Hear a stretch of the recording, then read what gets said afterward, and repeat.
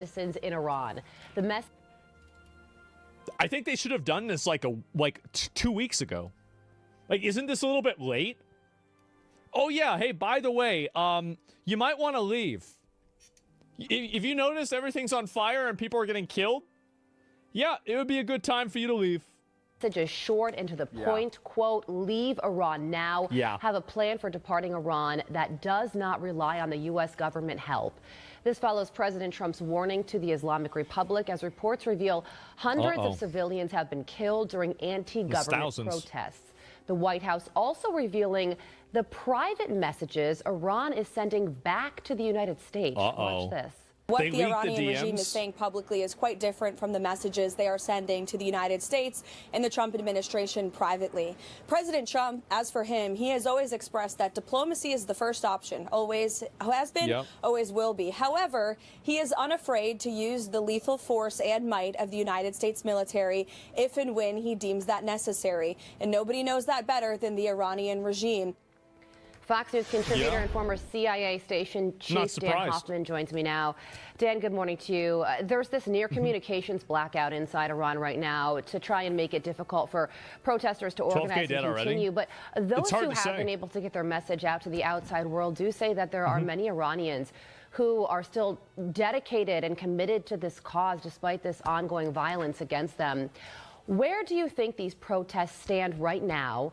And could this moment actually lead to significant change? I think it's over for him. I do. It's been over for a week. I think the Iranian regime is under more threat right now domestically than they ever have been before. I think that's reflected in the outreach on the part of the... It's amazing the number of non-Iranians that think they know what's better for Iran and support a psychotic government that's trying to hold a country that's been fed up with leadership. The reason why there's so much support for Iran, the Iran government, is because it's full of a bunch of communist, weird, freak Westerners that are living in these countries, and they can't even conceptualize how bad it is. They have no idea how bad it is.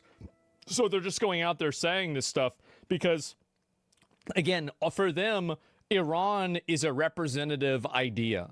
So Iran is the representative idea that this is a non-Western power is being effectively destroyed by its own people. Now, this is a very damaging reality for them to live in because it directly contradicts the way that they try to see the world. That's the big reason why a lot of those people do act this way, is that they're afraid of admitting that maybe their ideology isn't as popular as they think it is. So that's the main reason. It's mental illness. It's not mental illness. It's just it's simply self-serving ideology. The only thing that they really care about is making sure that basically everything is perceived and seen in a way that is negative for the things that they dislike. So when Iran is failing as a country, this is inconvenient for them because they want to see Iran succeed because Iran represents an ideology that they believe in. They don't care about the people getting killed in Tehran one way or another. If 1 million people need to be killed out there, it means nothing to a Western communist that's living in their mom's basement. It means nothing to them. They don't care about that. Why would they care about that? But what they do really care about is making sure that their ideology doesn't look bad. And I think that's what's happened. Ayatollah to the United States for some negotiations, potentially about the nuclear program. Iran knows that their economy is in free fall. They're suffering from a shortage of water. All of those things have fueled these protests, and it threatens Iran's regime. And so what they want is to negotiate and put an end to those sanctions. I think the Trump administration will certainly listen. It's a good opportunity for us to collect information. Well, they're not going to get rid of the sanctions before they change the government, obviously. Like, of course not. How bad things are inside Iran. But I think the Trump administration might do well to let these protests play out and not be in a rush to eliminate or reduce those sanctions, which are having such a serious impact on the regime's security. Okay, well, on that very... Many of Western communists are gassed up by radical Islamists who want to see the West fall. I think you're right. And that's why a lot of the left-wing people find themselves on the same side as Islam. Because Islam is coded in a way that makes it very difficult for left-wing people to be able to contextualize it in a way that's healthy. And what I mean by that is that basically, because Islam is a religion that's considered a non-white religion, these people are afraid to criticize it because it goes against their oppression power dynamics. And also because Islam is a foreign thing, that means that it's automatically better than the Western thing. And also because Islam is being, is a religion, and you're not supposed to criticize religion. It's non-white. Yeah, obviously, I think that I think it actually is that simple. I think that the reason why they criticize Christianity all the time is because it's a majority white religion, and that's the reason why they don't criticize Islam, is because it's not. It's that simple. It's actually that simple. And I know that, like, people might say there's no way they're that stupid. Actually, there is. 100% there is. That's what's going on. Yeah, in the West, sure. Yeah, definitely. It's also safe to criticize Christianity. I don't think it's that simple. Like, yeah, obviously, there are, like, violent Muslim crazy people, sure. But, like, I'm not really talking about that. Like, that's a very, very small minority. But what is a lot more common is people that will call you Islamophobic or some other form of character assassination if you criticize Islam uniquely. President Trump posted this to Truth Social yesterday. Effective immediately, any country doing business with the Islamic Republic of Iran will pay a tariff of 25% on any and all business being done with the United States of America. This order is final and conclusive. And this whole protest started as an economic protest, and these new tariffs certainly aren't going to make anything easier on the regime. Yeah. The president is going to be weighing his wide range of options today with top national security officials. What do you think the president should do moving forward? So I think we have a number of options. I think the president is going to be looking at, obviously, the military option to strike IRGC facilities. That's what they should do if they have to. They're the ones that are bringing down the oppression on those protesters. That's certainly an option. What's wrong with being Islamophobic? Islamophobic isn't a real word. It's just a word that's invented to suppress people criticizing Islam. Anytime somebody uses that word, they're just being a retard, and you should stop listening to them. Every religion is easily able to be criticized or anything else. So anybody crying or complaining about that's just full of shit.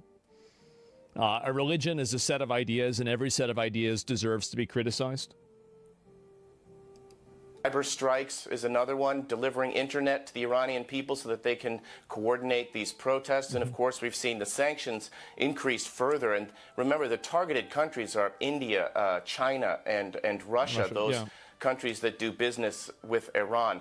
I'm sure that the president is going to be receiving an intelligence briefing from Director CIA Ratcliffe on exactly where these pain points are and how the CIA might assess Iran would react, the impact on domestic unrest inside the country. Lots of very heavy, weighty decisions for the administration today. The president will have his team around him to try to make the best decisions possible. There's this horrific report, albeit unconfirmed, but also it would be unsurprising, of a 26-year-old Iranian who is set to be hanged later today. It would be the first public execution of this round of protesting. This is what they do. I mean, the resolve of people who are willing to die for a cause that they may not see come to fruition is awe-inspiring. What would real change, Dan, in the country of Iran mean for the Middle East and also for Americans here at home who are watching right now? Well, I think for the United States, look, we've tried for years to change Iran's behavior. The Obama administration did that with the JCPOA, failed nuclear agreement. We've tried to influence Iran's behavior in the region with their support to proxy terrorists, their ballistic missile program, their nuclear program. I think the question is whether now it's time for maybe regime change that would ultimately provide an opportunity for more, for real long-term change in their behavior. I'm not sure you get to one without the other. The question I have going forward is the extent to which the IRGC is going to stay loyal to this regime, which is just full of rot. And that, I think, is what the Trump administration will be looking at. Iran is arguably the root of just about all the evil in the Middle East. And when you look at all the challenges we face, from Hamas to Hezbollah, the Houthis, Iran is at the center of it all. This is certainly a moment in time, and we're going to be watching it. It is a moment in time. Where it all goes. So Dan, true. thank you so much for joining us, former CIA station chief. Thank you. Dan Hoffman, we appreciate you. Yeah, I mean, again, I think that's pretty accurate. So Hassan doesn't think Asmongold actually cares about Iran. I don't actually care about Iran. Okay, well, that's interesting. I didn't know that. This is the first time I'm hearing about this. So, like, it's good to, now I'm going to be able to learn what I think about something. Here we go. It's so crazy. And it's funny because, like, as I showed you with the Asmongold situation, it's so crazy. And it's funny because, like, as I showed you with the Asmongold situation, the motherfucker's not even... The Asmongold situation. Was that the new Charlie video? What's that? In America first. He's like, oh, let's free the people of Iran. It's like, bitch, you advocated to kill Americans. Oh, I did. If they put officer's life at risk, I think the officer should be able to kill them. It doesn't matter if they're an American citizen or not. Obviously, I'd advocate to kill Americans. Sure. What if they try to kill somebody else? What if they're putting other people in risk? Obviously, I would. I mean, anybody would do that. It's common sense. Duh. I mean, what is this emotional fucking, like, oh, wow, I'm going to say this in a bad way. Like, yeah, actually, that's true. Duh. Of course it's true. Like, what are you talking about? So it's just always misinterpreting in bad faith. Always. Every single time a school shooter is an American citizen and I can advocate for their death. Yeah, obviously. Don't you want to see school shooters get shot? Don't you want to see child molesters be shot? Yeah, I would. Absolutely. Like, what are we talking about here?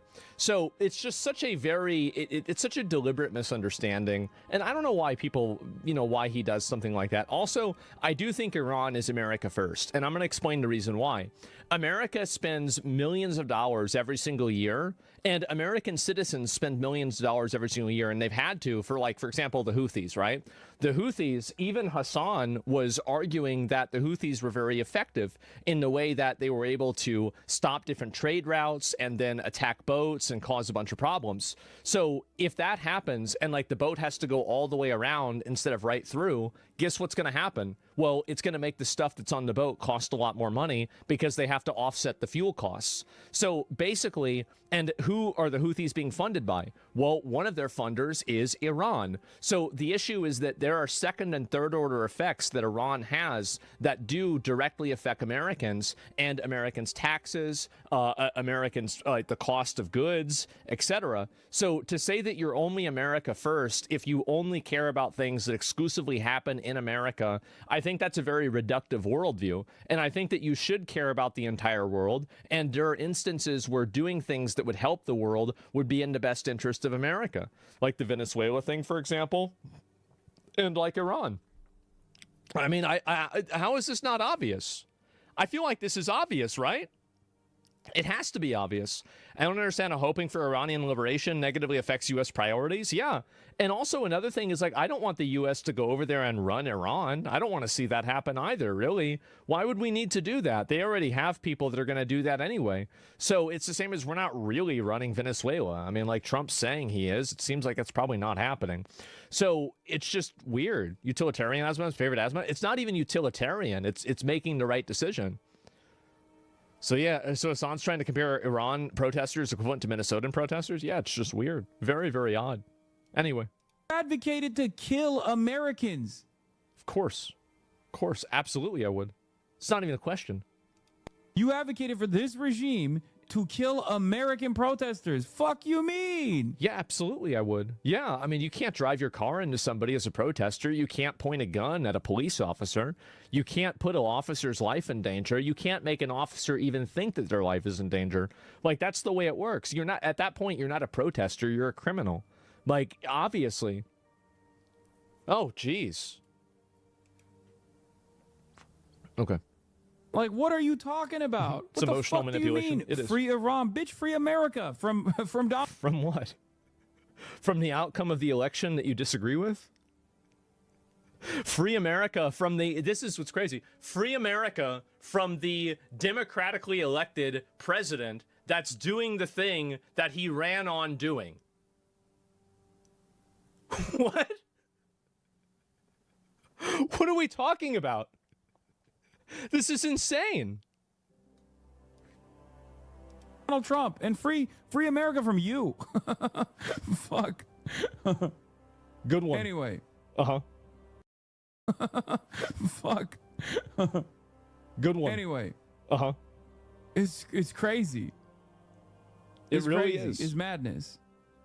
It's very crazy.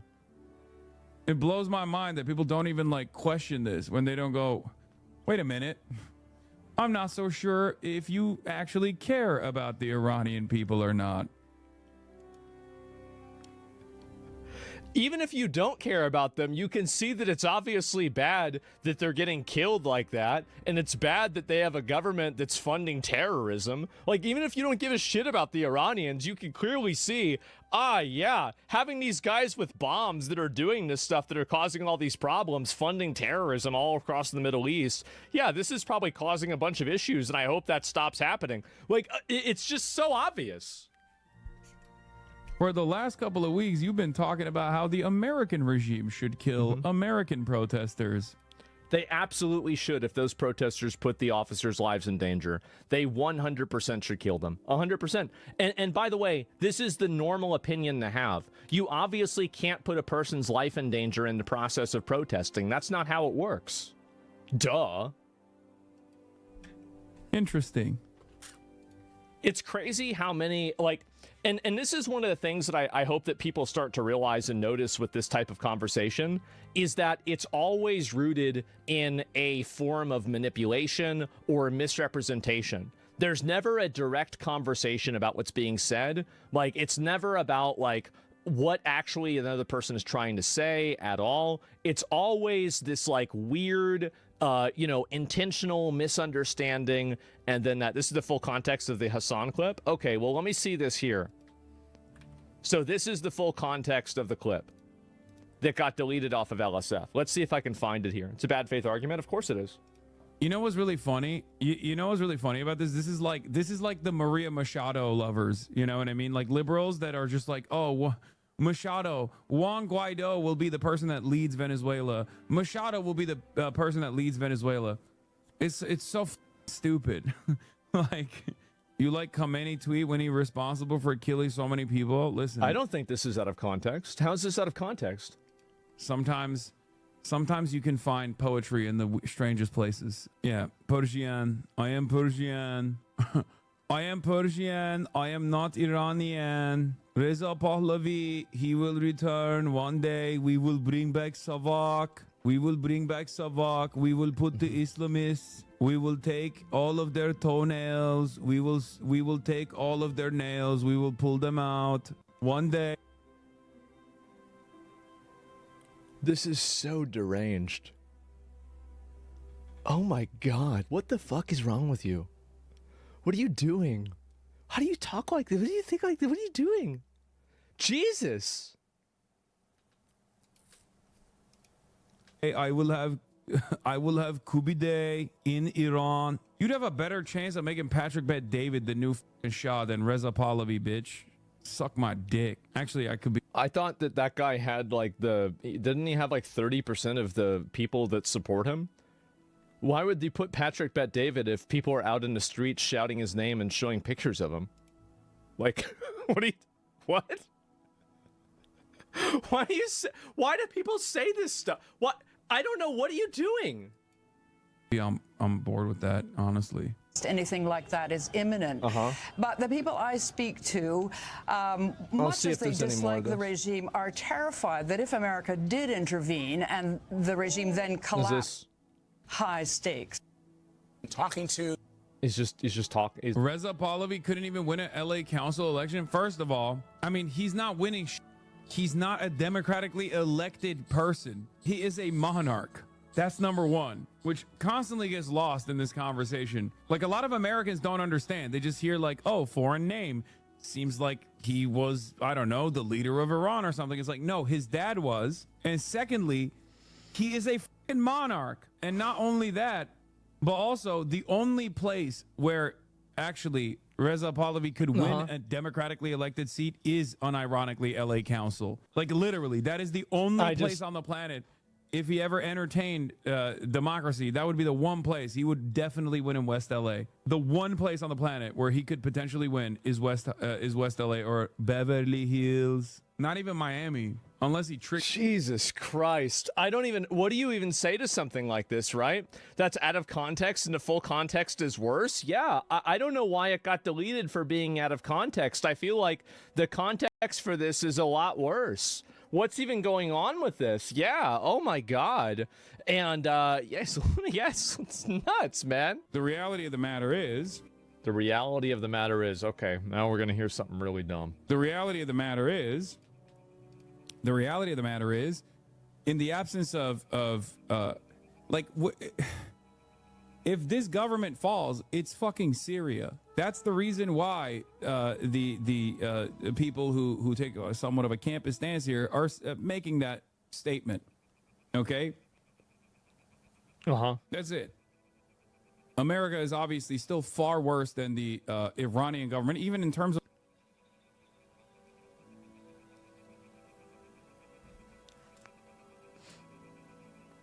This is so pathetic. This is what you're seeing right now is like a black hole collapsing in on itself. All logic and all rationality are totally out the window. Every bit of reason and good faith argumentation is gone. And we're now saying that the American government is as bad as the Iranian dictatorship. I don't know how anybody can listen to this and take it serious. The American government is as bad as the Iranian dictatorship. I don't know how anybody can listen to this and take it seriously. I don't. This is shocking. It's really shocking that people can think and talk like this. Oh my God.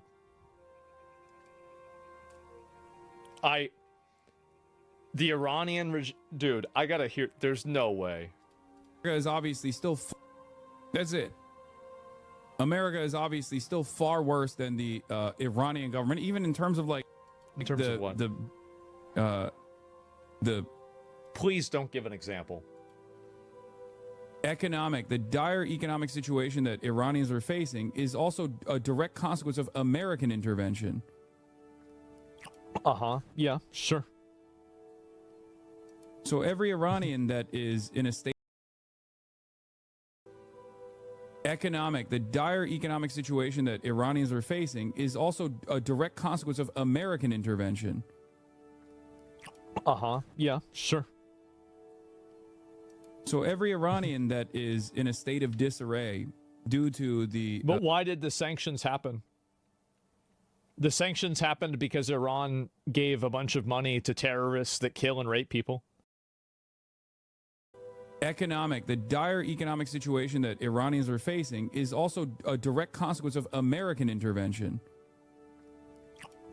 Yeah, sure. So every Iranian that is in a state of disarray due to the... But why did the sanctions happen? The sanctions happened because Iran gave a bunch of money to terrorists that kill and rape people. If Iran wanted the sanctions to go away, all they had to do was stop giving money to terrorist groups that kill and rape people. Why? I mean, because India does business with China and Russia, and we don't have 1 million sanctions on India. So it's clearly not just because they're doing business with China and Russia. I mean, just stop raping and killing people. Stop paying other people to rape and kill people. It's really simple. And if you're having so many economic problems, then why aren't you allocating that money to help the people inside of your country?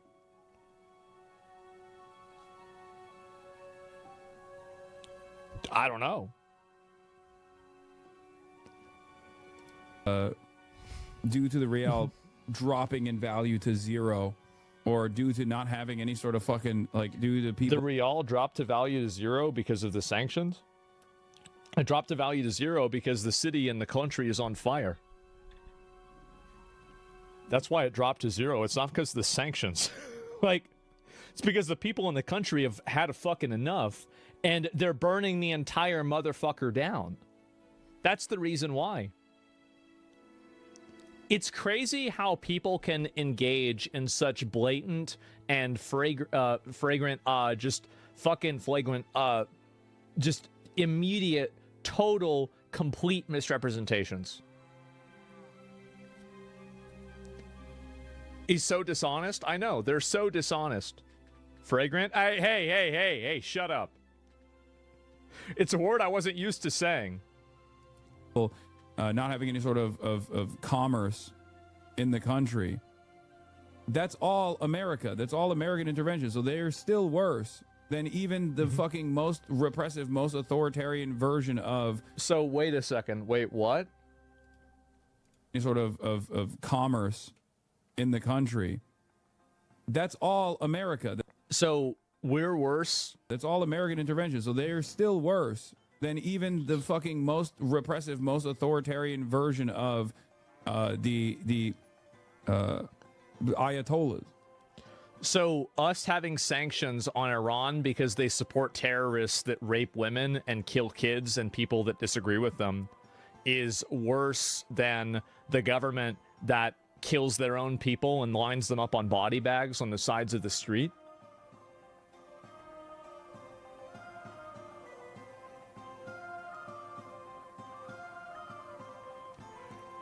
This is so embarrassing. This is so insanely fucking sad. Wow. What do you even say to something like this? I mean, really? How is this not just treason? It's so stupid, it's not treason. It is. It's so dumb, it's not treason.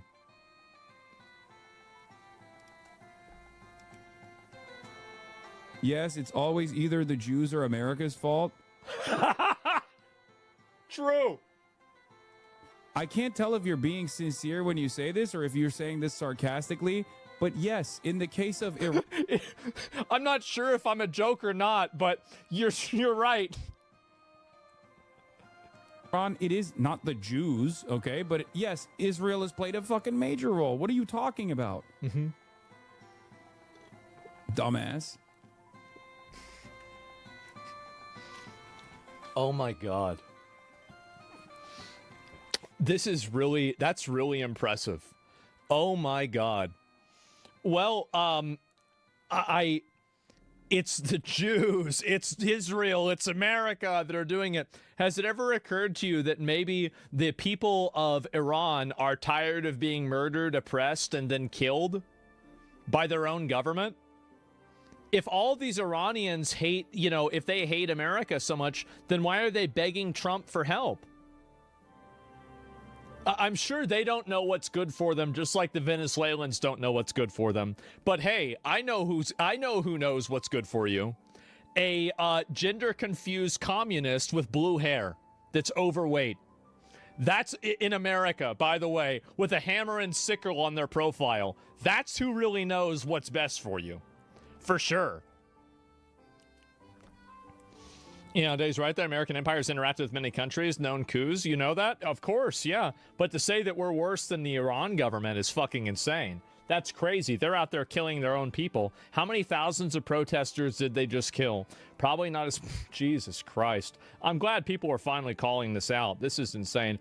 Hassan defended Assad? Oh my God. And socialist condemns the worker revolution. Funny? It's just insane, isn't it? Oh my God. What a world that we live in. Assad? Oh my God. And socialist condemns the worker revolution. Funny? It's just insane, isn't it? Oh my God. What a world that we live in. And let's see. Oh, there's another one here too. Oh boy. America's killed their own multiple times. Listen, anybody who's trying to draw any sort of parallel or similarity between the American government and the Iranian government is just engaging in a level of dishonesty that you cannot win against a person like that, because they're not playing by the same rules that you are. This is like trying to play chess against somebody who thinks that they can just knock your piece off the board and then it's over. I don't know where we go from here, but please, for the sake of some people, for the sake of the people, some sanction relief would be nice. You can't celebrate them rebelling while we starve them. First of all, Americans are not starving Iranians by the sanctions. This is fucking bullshit. They are struggling, obviously, because of long-standing U.S. sanctions, not to mention snapbacks that were instigated because Iran knowingly violated the JCPOA, and European countries and the UN sanctions got triggered. Like, they fucked around. They broke the rules. Oh, no, they knew that those snapbacks were in place. They did it anyway. Wow. it's really interesting that he's saying this because, again, like he can't just support the people wanting to overthrow the regime. He can't do it because there's too many fucking... Yeah, of course, right? Yeah, and you must be insane not to see USA does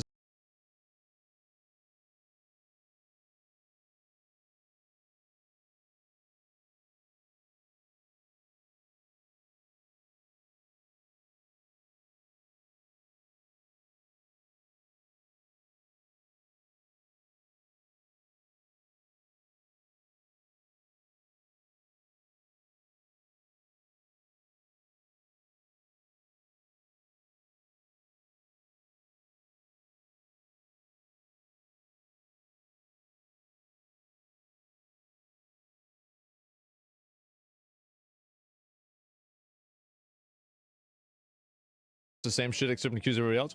Listen, Vallejo, I read you typed it the first time, that like stupid retarded paragraph that you had typed up. Listen, guys,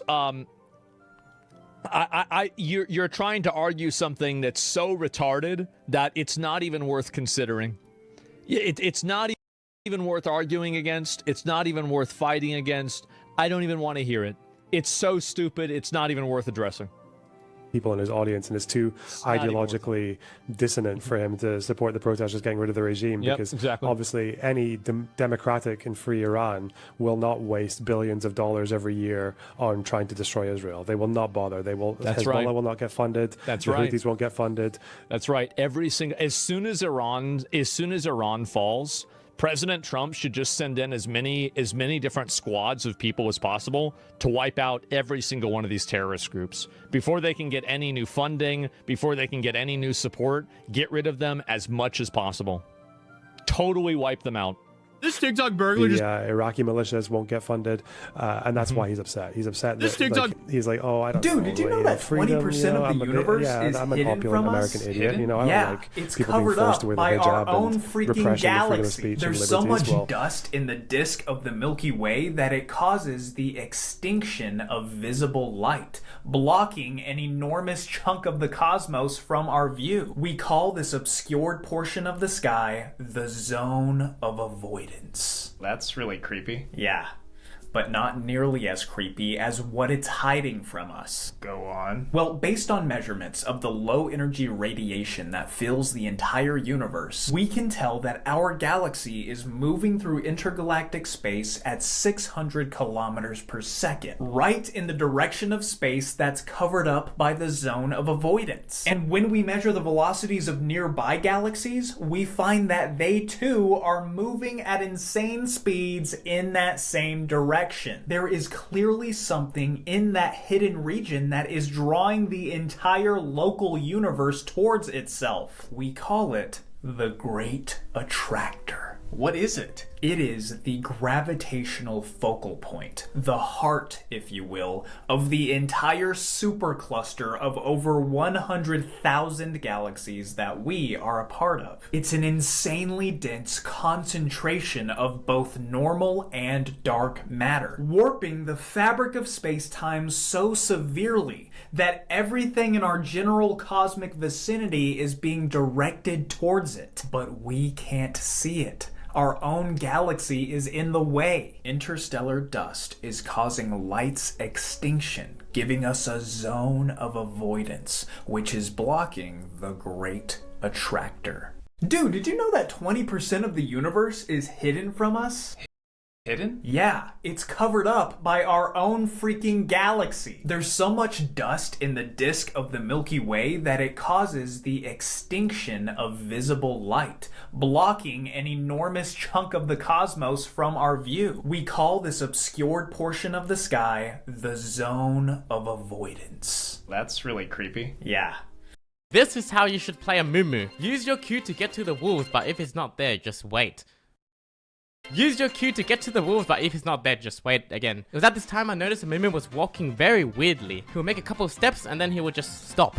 and then make a couple steps, and then he would just stop. There is no way my Grandmaster Mumu would do this with no reason. That's when I discovered the tech no one would believe. A Mumu only moves when the enemy jungler is standing still. He throws his Q and then just leaves his W on because Kindred is now moving. She makes her way towards top lane and starts tower diving me. As I'm literally dying, I watch as a Mumu contemplate life after killing his chickens. Doesn't move an inch. He just stands there as Kindred puts me to sleep, pushes in the wave, recalls, and then he starts moving because it only moves when Kindred isn't moving. That was when I realized my jungler is literally the enemy jungler. He's playing 2 accounts at once, so when he's in the middle of a gank, he can't move his other account. Long story short, my own jungler killed me, so this is how you should play a Mumu. Use your Q to get to the wolves, but if it's not there, just wait. Use your Q to get to the wolves, but if he's not there, just wait again. It was at this time I noticed the Mumu was walking very weirdly. He would make a couple of steps and then he would just stop. And then burglar just filmed himself announcing break-ins, driving stolen luxury cars, and flashing stacks of cash, and somehow didn't think this was gonna get him arrested.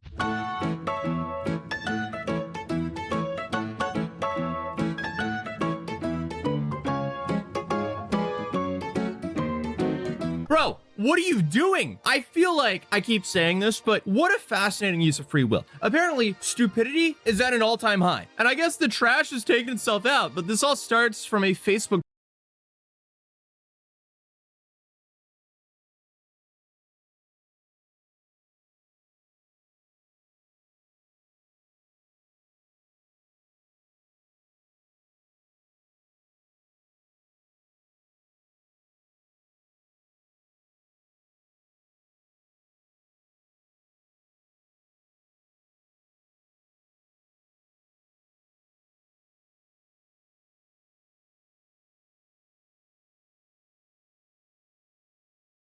post from Chorley Police, because the video I just showed is from their official police department's page, and even they laid that music over the track. So I guess it's decent to know that at least whoever's running the social media has a decent sense of humor. But honestly, I mean, they're probably used to people snitching on themselves online at this point, because how many people have we covered on this channel whose online footprint gives prosecutors everything they need? Way too many at this point. At this point, I need to make a compilation video where I go through like the 50 dumbest criminals of 2025 or something like that, because there's too many at this point. But the caption starts by naming him directly. Police say the man in the footage is Hamza Ghafoor, and he's not the brightest burglar in the bunch. According to police, Ghafoor thought it was a good idea to film himself before and after committing burglaries in East Lancashire. He filmed multiple clips with his mask on, and then he filmed more later behind the wheel of stolen cars. Then, even videos showed piles of cash. So police then say the footage shows him slipping on a face mask like he's getting ready for some job interview, and then cruising around in a BMW. And the police also say the videos completely made their case. In their words, the joke's on him though, as this turned out to be key evidence in convicting him and 4 others of conspiracy to commit burglary. Awesome, dude. I mean, you completely just played yourself and your friends by being an idiot. Congratulations. This is what I've been saying for years though. These guys are the prosecution's star witnesses against themselves. This is so embarrassing at this point. I mean, they can plead not guilty to whatever the crime is, and then the court gets to watch videos of them committing the crimes. They're like, yeah, not guilty, and then they roll out, you know, the TV that was like the size of it, like tipped over, it would actually kill a kid? Yeah, one of those. They just roll out one of those bad boys, and they're like, here we have him committing the things that we're accusing him for. Fascinating, isn't it? Like, come on, guys. How stupid does it get? But what makes this even worse is police say this wasn't like some sort of like one-night mistake. No, this was an organized gang that traveled from Bradford to Lancashire to carry out a series of burglaries over 2 months. So between September and November of 2023, they broke into homes across Pendle, Blackburn, and Ribble Valley, Hyndburn, and Chorley, stealing high-value vehicles while people were just sleeping in their houses. So these guys were not out being quiet while they stole their cars either, because police say the cars were often driven in a convoy at high speeds, and some of them were later involved in crashes. So these guys are clearly absolute geniuses here. So I guess while this guy was filming himself like he's making some content for TikTok, real people are waking up to the police knocking on their door telling them, hey, your car's been stolen. Sorry. And it was also wrecked in another city, so have fun with that one. Yeah, that's definitely not the best news to receive when you have to go to work in a couple hours or take your kids to school. That just sucks. So it's safe to say that these people, they got what they deserved. But that's coming in a little bit. But thankfully, the genius of the operation here, who was also completely snitching on himself and his friends, essentially got the whole group arrested. I know they are so mad at him. Like, how do you ever face your friends again when the entire reason that everyone's in prison is because you couldn't help yourself but record yourself before and after the burglaries and post them online? Buddy, no one on TikTok thinks you're cool for robbing a house. And by the time police finally arrested Gafour, his own phone was still doing him no favors. So officers say they found a large amount, or his own phone was still doing him no favors. So officers say they found a large amount of incriminating evidence on it, including videos that he recorded himself and images of stolen vehicles. And the same phone he used to record the crimes became the biggest reason he was convicted. And that phone was also just the beginning of what the police uncovered. Because once police started to look through his phone, essentially, they were just watching through the videos like it was some reality TV show, because this dude was documenting everything. So one of the first major incidents happened on September 11th, 2023, when police say a 35,000-pound Volkswagen Tiguan was stolen from outside a home in Colne. How do you pronounce that? Colney? I mean, I lived in England for 2 years and I can't pronounce anything. I was just the token American in the friend group. Everyone was just kind of laughing at me for how I pronounced everything there. And I say I'm like the token American even though I'm raised in Norway. Colney. It's a historic market town in Lancashire, England. Watch me not pronounce Lancashire as well. Holm. Oh, I think I got it. I'm pretty sure I got that first try. All right. Lancashire. Okay, I didn't get that one correct. Hey, you win some, you lose some. But at least...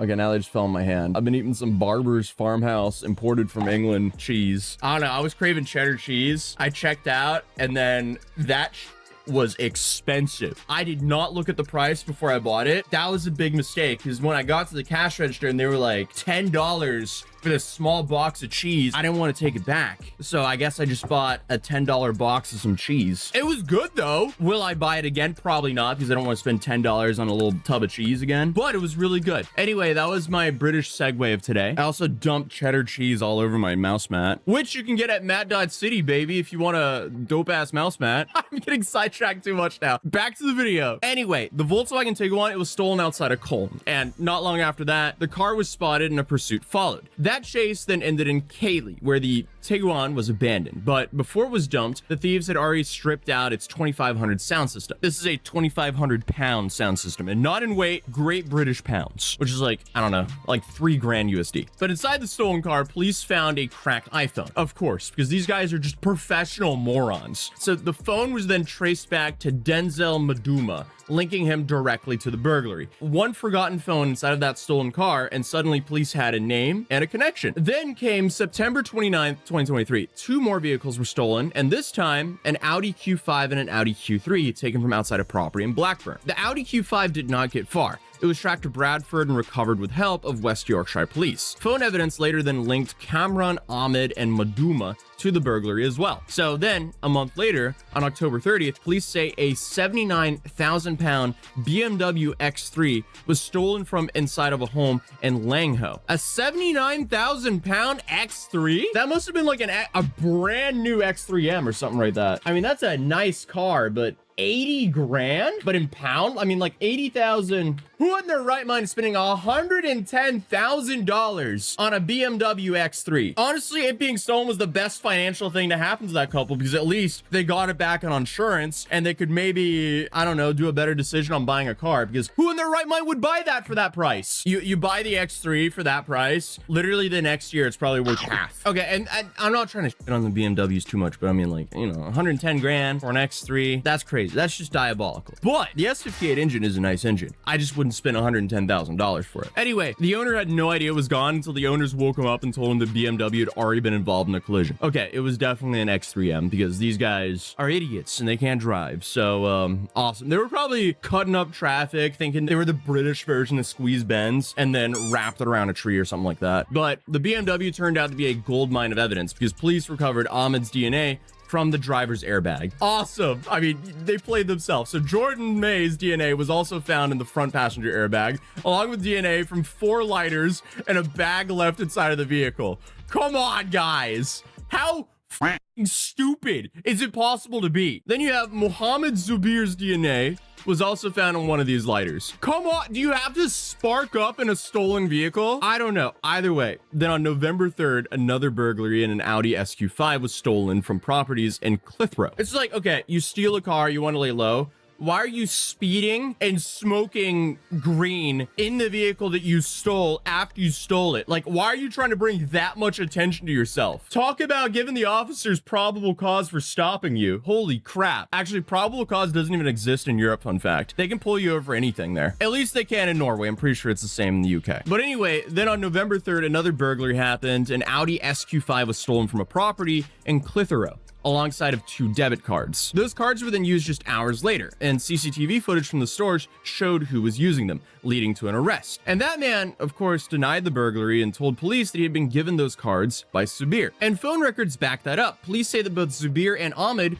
were both linked to the burglary through telephone evidence. And just 4 days later, on November 7th, the Iraqi militias won't get funded, and that's why he's upset. He's upset that, like, he's like, oh, I don't know, freedom, I'm an opulent American idiot, I don't like people being forced to wear the hijab and repression of freedom of speech and liberties. Well, but also I would kind of like the rest of the Arab and Muslim world to just be pawns in my fucking retarded game against Israel, throwing themselves into a fucking meat grinder so I can cry about the fucking responses from Israel afterwards. Man, the fact that he's just saying, like, but he has to have the position like, oh well, what's like an anti-West position I can take that sounds like it supports the people? It's like, oh, remember what I said? Do you remember what I said? Every single time. Every single time. It's exactly that. Sanction relief, like, dude. Half of the IRGC is controlled by half of the oil revenue in Iran is controlled by the IRGC. You think that? Yeah, you're just going to be funding them. Exactly. The protesters aren't calling for sanctions. They're calling for the end of the regime. Yeah. They're not saying give us some sanction relief. They'd like the sanction. Exactly. Yeah. It's like don't listen to the Iranian regimes. Listen to a socialist in America explain what they really want. Relief, but the best way to get sanction relief is to get rid of the regime. So. It's just so fucking. It's like there's someone in my reply said it's like there's a fucking prison riot, and people are talking about like how we should have sanction relief for the fucking guards. It's like, dude, it's so stupid. It's so dumb. Again, man.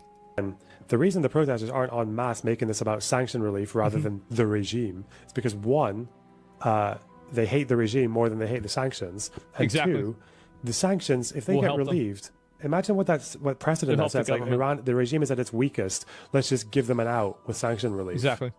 Because right now, the IRGC would use sanction relief to pay off people for loyalty. Exactly. They buy loyalty with sanctions. They already do this, right? If they have more money and they have more standing. Yeah, getting rid of the sanctions right now, the only people that would help is the establishment people that are there to get more money and consolidate more power. And more credibility. They would buy loyalty. Sanction relief right now would benefit the regime more than the people. He basically wants to do this one action that helps the regime more than the people. Even if the regime does redistribute it and choke off the inflation, they're doing that so they can stay surely they're going to do that. Power and keep oppressing people. It's so fucking dumb. Yep. Mr. fucking BDS, South Africa, apartheid and all that. Oh no, sanction. Maybe we could just let go of this. Would you say this in South Africa? Because black South Africans got hurt by sanctions as well. Palestinians in the West Bank and in Israel get hit by sanctions harder than Israelis do. It's so fucking mental, man. Fuck. Man. I completely agree. By the way, it's so obvious. Yeah, big surprise. Let's get rid of the sanctions so the people that are controlling the money that you are being sanctioned, those people now are going to get more money. Yeah, what a great idea. What a brilliant fucking idea. Things are pretty much about over for Iran. They're pretty much about over. Has been unbelievable. Unfortunately, the regime is with no pity using military machinery. They're deploying the military on their own people to stop them from protesting. AK-47s to shoot to death protesters. Morgues are overfilled. Despite all of that, these brave kids are still on the street. A doctor reported to us that she had a young patient that came in with her face being shot, bullet ridden, and she told the doctor, patch me up, I want to go back to the streets. I'm going to keep fighting until we are saved. And I want our leader, Reza Pahlavi, to return home to save us all. This is the level of commitment you see in Iran The today. big executions are today? Really, I thought they're tomorrow. It has attracted the awe and admiration of the whole world. But the everybody's been watching element that everybody's waiting for is when will the cavalry arrive, because we can only hold the Alamo for that much amount of time. So it's very critical, the timeline of when. He's right. As the president promised, and part of the reason they are still on the streets fighting is they believe that this president is committed to do what he promised he will.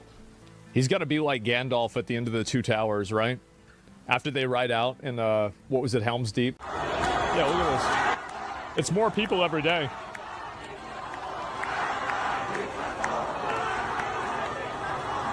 Is the senator trying to push a bill to control crypto? Yeah, I'm surprised they haven't done more of those, honestly. Yeah, it's the truth. Man. Yeah, if he actually does do that, that would be fucking insane.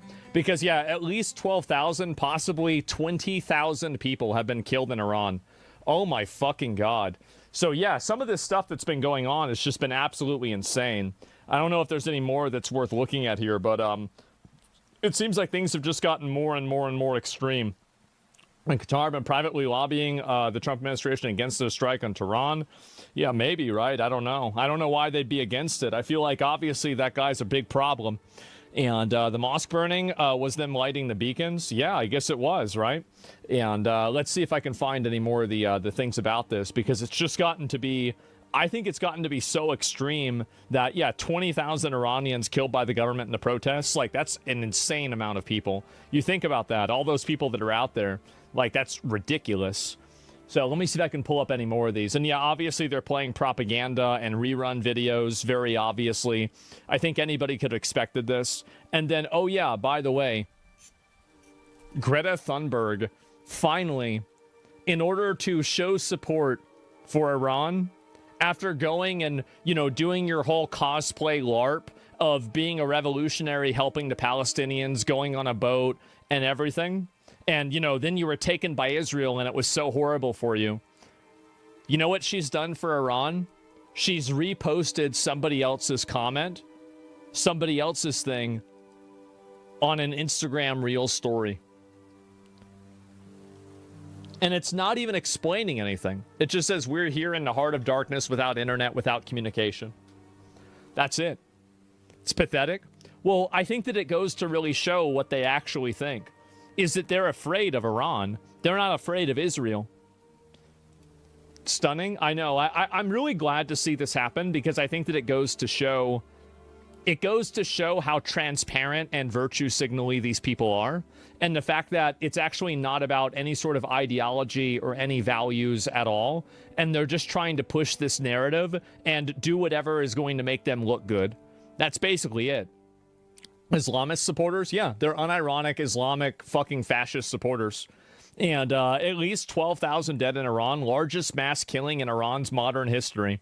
Yeah, you've got body bags lined up. Like, see these pictures here? Look at these pictures here. This is what they think is the same as the United States government.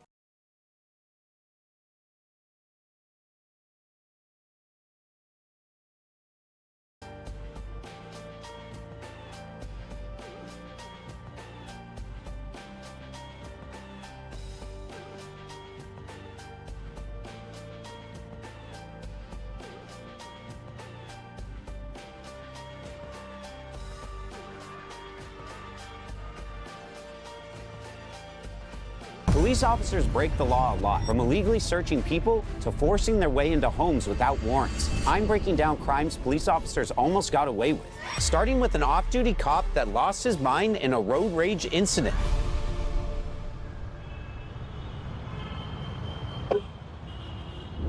So he wants the truck to turn right on a red light. So that lawn sign on the right looks to start with an 860 area code. So area code 860 Looks like it's Connecticut. So in Connecticut, turning right on a red light is legal unless a sign says otherwise. From what I can see, there's no sign anywhere and nothing under the traffic lights. There's a strong flow of traffic though, which may make the turn risky.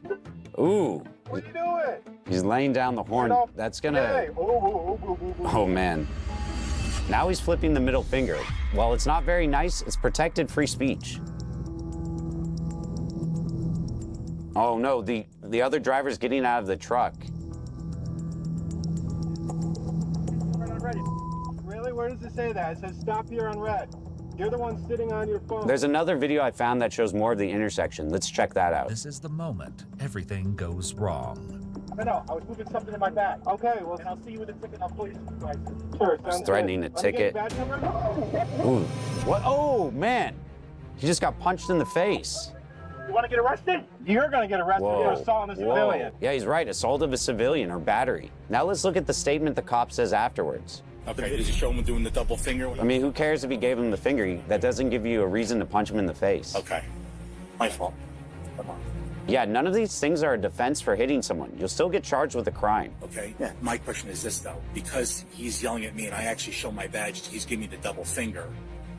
I mean, I know it's trivial, but does he get hit with, like, breach or whatever it is, or nothing, or it's all on me? It's pretty ridiculous that he's trying to claim this guy breached the peace and that gives him some sort of defense. It's not going to hold up in court. Giving someone the finger is protected speech under the Constitution, so it's no defense to punch someone in the face. You're still going to get hit with a crime. Nice try, buddy. It's bad enough that this guy tried to throw his power around while he was off duty, but this next cop let his feelings control his every move. Looks like she's getting arrested, clearly. All right, he's putting her... See how the cop helps her get in backwards? That keeps her from hitting her head, but it also lets him keep her hands out of the way for safety. Looks like they're heading to the station now. In most cases, once someone's arrested, officers take them straight to booking. The exceptions are if they need medical clearance or if the officer's transporting to another jurisdiction. Did his camera just go dark? Police officers are generally required by department policy to keep their body cams on during all interactions with the public, especially when a suspect's in custody. What's happening now? This looks like a different officer is opening the door. Oh. This guy was in the back of the cop car with the suspect. He locked himself in the cop car. Oh, man. Yeah, I don't see any reason why he needed to go back there unless, you know, for what? In our next video, cops try to take advantage of a man that was blind. What's this in your back pocket? I just saw you walking it. It's a navigational aid. What's the problem? You a tyrant? What's your name and date of birth? I don't have to give that unless... Yes, sir. He's right. He doesn't have to give that. Looks like you're carrying a gun in your back pocket. I'm stopping to make sure you're carrying it properly. You don't have you ensured that it's not a firearm? No, you keep turning so I can't see it. You don't have to be a to me. Clearly not a firearm. No, sir. I'm doing my job. Am I detained? Yeah, you are. He's detained? What? Detaining him just because he wouldn't show ID when she had no legal basis to ask for it in the first place? That's a serious problem. You can really see her frustration taking over here instead of following procedure. Look like a weapon. She asked you to really present it, okay? Now she's asking me for ID. Okay. I don't need the ID unless there's reasonable articulated suspicion. Reasonable articulable suspicion. And committing a crime or about to do a crime. He's absolutely right here. In order to detain or ask for the ID, needs to show that he's involved in the crime, is committing a crime, or is about to commit a crime. Sir, and her suspicion was that you were armed, okay? And she's asking you for your ID. So the suspicion is that he was armed, but then he showed her that it's not a weapon. So there's no more suspicion. Well, now she has verified that I am not armed, okay? So there is no problem. You got your ID or not? This is just cops getting mad that they're not getting their way. And this is not how the law is supposed to be applied. After that, Hodges is handcuffed. What? They're arresting him. Oh, this is not going to hold up in court. That's when Hodges confirms that he is legally blind and carries the navigational aid to help him when walking. He also tells deputies he was stopped while walking back from jury duty. He's legally blind, and they're arresting him for having a walking stick. This is crazy. I mean, someone at the department is going to get punished for this. After Hodges' ID card is retrieved, the supervising officer orders he be taken into custody for resisting an officer and obstruction. So he was eventually arrested and charged with resisting an officer and obstruction, which makes no sense. Let's see what ended up happening, because this officer should definitely have gotten in trouble. So it looks like the officer ended up with a 2-day suspension without pay and was required to complete civil rights training. Whoa, the sergeant was demoted, which is exactly what should happen to these next cops, because they didn't just abuse the law, they straight up broke it. Are you, Michael? And your name? Officer Rodriguez. First name? Jim. Jim, how are you, Jim? And your name? Please? Sorry? Badge number? What's that? Badge number, please? Let's go ahead and talk about the incident. So they don't want to give his badge number? Don't know what you're talking about. Okay. So you're not legally required to speak to officers at your door unless they have a warrant or there's an emergency situation. He's completely within his rights not to answer any questions. Step down here for me. Nothing. Yeah, no. Hey! Whoa, whoa, whoa, whoa! Here. Whoa, whoa, whoa, whoa. In the U.S., police cannot enter your home without either probable cause or valid warrant signed by a judge. Based on what I've seen so far, they have neither. That means they've already violated his Fourth Amendment rights, and we're only 10 seconds in. Jack, come here. Because now he's asking someone to record it, which is a good move because it looks like the cops are overstepping here, and you want your own evidence. I'm injured. Hey. I am cooperating. You're violating my Fourth Amendment right. Oh, stop. Outside. You're violating my Fourth Amendment right. You guys Wow. cannot come in here without a search warrant. Get the phone. I'm videoing. Get the phone. Cooperate. This is crazy. The cops really should not be in the house right now. It's smart that they're recording. Asking his son to record is smart, as documentation protects you even when emotions are high. Though, yeah, I'm sure that had to be terrifying for this kid. What are you doing? Stop. What I'm really happy this kid is recording everything. What am I being detained for? Just stop resisting. I'm not resisting. I'm not resisting. Don't take his phone. He's clearly not resisting, and they're saying this that he's resisting. That's why it's so good to be recording this on your phone. Don't take his phone. Don't take his phone. I'm good. I'm good. The cops absolutely can't take his phone. The kid is staying a safe distance from them, and there's no reason to take his phone. You're not going to interfere with what we're doing. This is my property. Please. You're not going to interfere with an arrest. What's your name? Yeah, I do not need to give you that. It seems like this kid's been watching some of my videos. My camera fell somewhere back there. What do I do? So even if the officer dropped his camera or gear inside, that doesn't automatically give him the right to re-enter. Once he illegally enters and retreats, going back in without a warrant would only make things worse legally. That kid definitely knew his stuff, but watch how this next kid handles it when a cop tries to pin an unfair charge on him. You got your license, registration, insurance with you? Yeah, I got you. Is this your car? Yeah. Okay. Where you headed? Back home. Where's home? Are you new to town or something? No. Where you coming from? Well, they're asking a lot of questions. This guy doesn't need to answer those questions. He can simply say, I'm not discussing my day with you, officer. Okay. Anything to drink over there? No bombs, guns, drugs? No bombs. Very strange question to ask this guy. And so does the odor of alcohol coming from your person. Great, let's do a test then.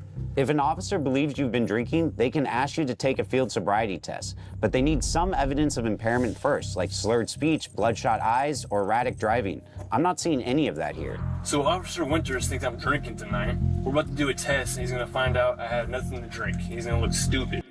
Yikes.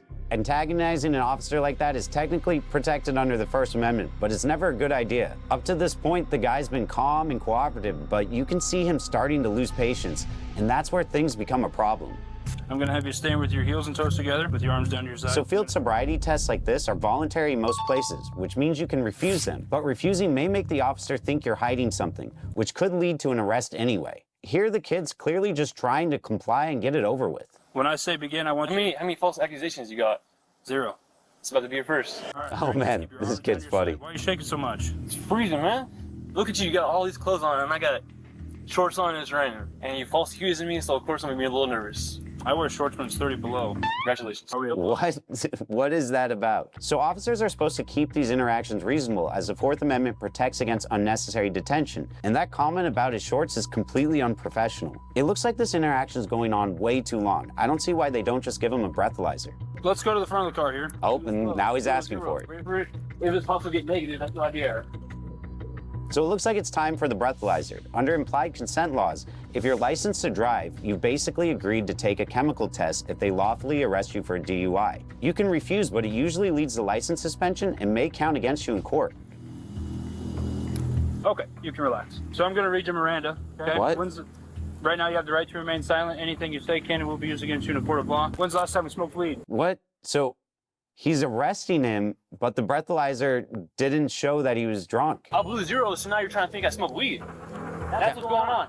You can't do that, man. You really can't do that. Absolutely, I can. He's 100% right. The officer can't legally accuse him of drug use without any sort of evidence. They need probable cause, like bloodshot eyes, seeing drugs, or smelling marijuana to even make that claim. How does it feel? How does it feel for what? Remember I told you when you first pulled me over? I had nothing to drink. He's gonna look stupid. But we just gotta do better than that, man. We just gotta do better than that. I deserve an apology. The cop absolutely let his feelings get the best of him. Let's take a look at this next story, where cops tried to arrest a man who said he was just trying to pay for his groceries. Sir, after and please. Go ahead and grab all your money and stuff, okay? You want to walk up the walkway or you want to walk up? How in the world do they think he's shoplifting when he's standing there trying to pay with real money? This is ridiculous. They're taking all his money. Oh, see, they're grabbing him here. When dealing with someone who has a disability, officers are required to take extra care, communicate clearly, and avoid any unnecessary physical contact. I'm fine. Ugh. Whoa. Oh, they're really dragging him out of here. Oof, this is hard to watch. The man's not resisting, and yet they're physically dragging him. At this point, what they're doing could be considered unlawful detention. I'm not seeing that he did anything wrong or criminal. You got an ID on you, man? Not giving you any idea. If you don't identify yourself, you're under arrest. Why are they asking for his ID? I don't see any crime here. He was just trying to pay for those products. Legally, the cops can only demand ID if there's reasonable suspicion that a crime happened. Here, there's clearly none. There's no theft and no threat, which means detaining him right now seems 100% unlawful. So what's your name, man? None of your business. All right, then you're under arrest. So, because he refuses to give his name, they're putting him under arrest. That doesn't make any sense. You're going to be charged, okay, with concealing identity, resisting officers, okay? Resisting officers? How? That's a big stretch. Pointing out your rights like this is actually protected behavior, something this next cop desperately should have known too. Yeah, absolutely there's a reason why I'm pulling you over. For one thing, inclement weather, you don't have your lights on. Two things, you're not wearing your seatbelt. It's daylight. I don't need the lights. And it's not weather. It's not raining. Oh, this is inclement? It's not raining. Okay, I'm not arguing with you, I'm telling you. So the cop says inclement weather and that the driver doesn't have his lights on. There's a law in Florida that says if there's reduced visibility, headlights have to be on. But looking at this footage, a reasonable argument could be made that this isn't reduced visibility. Why did you pull me over? No, step out of the vehicle. While cops are allowed to order you to step out of the vehicle, they can only do so if the stop was lawful, which here is kind of questionable. We're gonna go back into the dash cam footage inside the car. There's a cop. Oh, what the heck? That's not okay. Police are trained to use the minimum amount of force necessary to gain compliance. Based on what we're seeing here, that punch is way outside the standard procedure. Even though he was just hit by the cops. Show me your hands. Here. I'm here. What is your reason, sir? Step out. What is your reason? Step out now. All right. No. Another punch, this isn't right. Even if the stop itself was lawful, breaking the window and pulling him out could be defensible. But hitting him again after compliance? This looks like excessive force and absolutely potential grounds for a civil rights lawsuit. Let's see what happened after. It looks like the driver filed a federal lawsuit, and even though he pled guilty to resisting an officer and driving with a suspended license, he's suing the officers for excessive force. Yeah, that sounds about right. I wish him the best of luck. This does not seem right. But as you're about to see, some cops take their anger way further, because watch what this next cop does over a simple noise complaint. Hey, let me see your hands. Bert, get on the ground. Get on the ground. Get on the ground right here. Get on the ground. Mr. Gaillard attempts to comply with Officer Dukes' orders by getting onto his hands and knees, but Officer Dukes forcefully uses his foot to attempt to force Mr. Gaillard. The amount of force a cop uses is typically justified based on three main factors, like how severe is the suspected crime, whether the person is an immediate threat to the officer or anyone else, and whether they are actively resisting or trying to run. I don't see any of that here. He was attempting to comply with Officer Dukes' commands when the force was employed. Here, the severity is not there. He's not trying to flee. He's not resisting. And from what we can see, he's not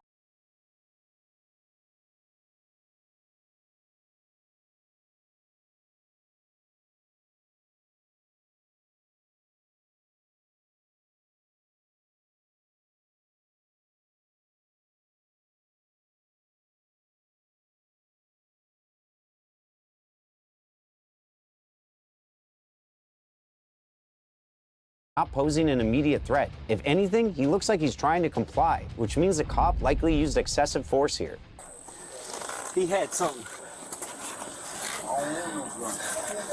That's what he had.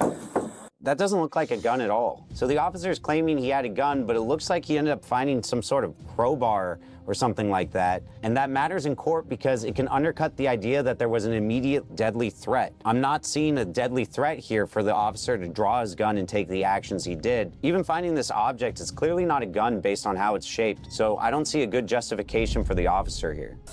Yeah. Go back inside. Go back in the house. Go back in the house. Ain't nobody talking to you. I got head trauma. Go back in the house. Yeah. So ordering someone to go back inside their home can get more legally complicated. These people from their home are legally allowed to record or watch what's happening, as long as they're not interfering with police duties.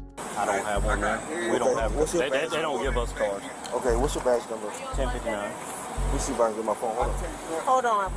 We have cards. What? So the officer says they don't give them cards, but then the female officer here is saying they do have a card. And this right here isn't just bad. It can be illegal depending on where this happened and what the intent was. Because if a court concludes that he lied about having a card to avoid accountability, he could be charged with official misconduct, and in some cases, even obstruction-related charges. But it just goes to show you that while there are definitely some bad cops out there, there are also good cops out there genuinely trying to help and do their job. These are the crimes YouTubers almost got away with. Go watch it and tell me what you think. And as always, stay out of trouble.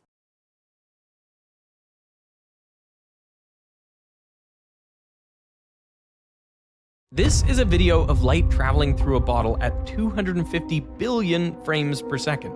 And here's that same video, but now with the camera moving.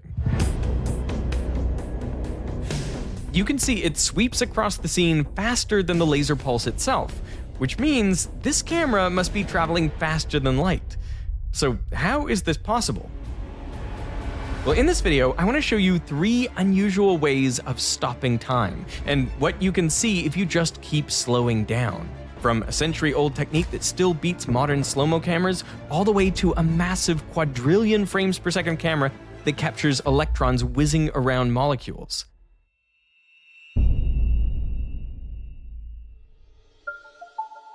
By the 1920s, electric motors were the new standard for powering factories and mills. But many of these motors also came with a flaw. They were sensitive to fluctuations in the electrical grid. A power surge, like from a lightning strike, made them behave unpredictably. So one MIT engineer named Harold Doc Edgerton set out to find a solution. He had a setup that could induce these power surges in a lab. But no matter what he tried, Edgerton just couldn't see what was going on with the motors, because the machines would spin too fast for the human eye to see. And cameras at the time offered no help. Their exposure times were too slow, so any photograph of a running motor would come out blurry. But one day, Edgerton noticed that every time he triggered a power surge, his equipment gave off a bright flash of light. And when that flash hit the motor, the moving parts appeared to stand perfectly still, as if frozen in time. Which gave him an idea. He could turn off all the lights in the room, set up a camera, and leave the shutter open, and since there was no light, no image would form on the film. But then, if he could illuminate the motor with a very brief and very bright flash, like the ones his equipment gave off, well then he would get a sharp photograph. All Edgerton needed was a way to reliably create these flashes. So he started by using a high voltage power source to load electrons onto a capacitor, where they piled up onto one of the plates. But because there was an insulator slotted between the two sides, the electrons couldn't just jump to the positive side to balance out the charges. The only way for them to get there would be to travel through the rest of the circuit. And the circuit was intentionally designed so that electrons would have to cross a glass tube filled with a non-conducting gas, like argon or xenon. On their own, they would not have the energy to get through that gas. So Edgerton added a trigger that sent a high voltage pulse through a wire wrapped around the tube. And the electric field from that pulse would rip electrons off the gas atoms inside the chamber, ionizing the gas and turning it into a conductor. In that instant, the charge stored in the capacitor would surge through, heating the gas to around 10,000 Kelvin, nearly twice as hot as the surface of the sun. This would produce a very bright and very brief flash of light, lasting just 10 microseconds. Then the electrons would recombine with the gas atoms, stopping the current, and the circuit would go dark again. This was Edgerton's strobe. By the early 1930s, he was eager to test it outside the lab. So he packed up a strobe and hit the road with his wife. When he saw a random factory, he pulled over, got inside the nearest phone booth, and called up the factory's president and asked him something like, "Do you happen to have any motors in there that don't work right? I'd like to show you something." More often than not, he ended up inside, setting up the strobe next to one of the motors. The workers would watch as Edgerton froze the motor in time, allowing them to take sharp pictures of the gears in motion. Edgerton isn't the first to make a strobe. Rather, he took new bits of technology that existed so he could make a better strobe, a strobe that was brighter, shorter flash duration. But he was not unique in that. There were lots of electrical engineers in the world at that time who could have done that. No, what Edgerton uniquely brought to the table was his eye for photography. He took photos of synchronous motors, and I think in part because he just thought synchronous motors were cool.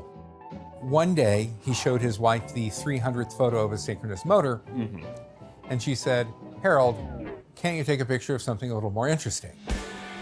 And so he did. Tennis balls pancaked against the racket, hummingbirds frozen in time. He was one of the first to really start using strobes to communicate what's happening at these timescales we can't see. He would do this through like Life magazine, National Geographic magazines. These magazines in the 30s, 40s were essentially the social media influencers of the day. He just had this eye for composition. Most of these pictures were taken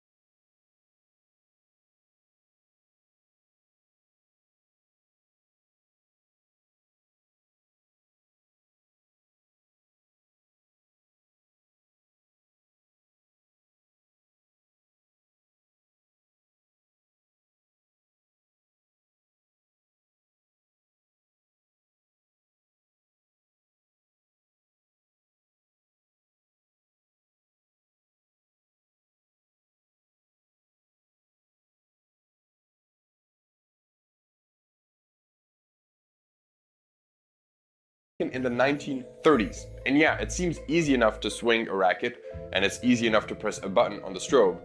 But how do you time the strobe to go off exactly as the racket hits the tennis ball? That is the million-dollar question, right? You have a strobe that turns on and off in 0.5 millionth of a second. That's nice. How do you get it to go up the right 0.5 millionth of a second? Because there are a lot of them. Right, yeah. And the answer is we use sound. So we're going to try and recreate one of Edgerton's photos, popping a balloon and freezing it in time. Is it okay if we walk through the setup? I think that would make perfect sense. Why don't you blow up a balloon? Step one is you set up the experiment, or in this case, the performer. And the next thing you want to do is frame the image. So you're framing now before the balloon pops to get focus and exactly. If you can't get a good photo with nothing happening, adding the motion will not help. And so the next step will be to get the strobe in the right spot. Now the strobe is set up with a trigger unit with a microphone, and when a sharp sound hits the microphone, the trigger unit sends a signal to set off the strobe. We're going to turn the lights out, and then we're going to open the shutter of the camera, but there won't be an image because the room will be dark. And I will say 3, 2, 1, pop, and when I say pop, pop the balloon with an upward motion. And when the sound from the pop hits the mic, after a minor delay, the strobe will fire.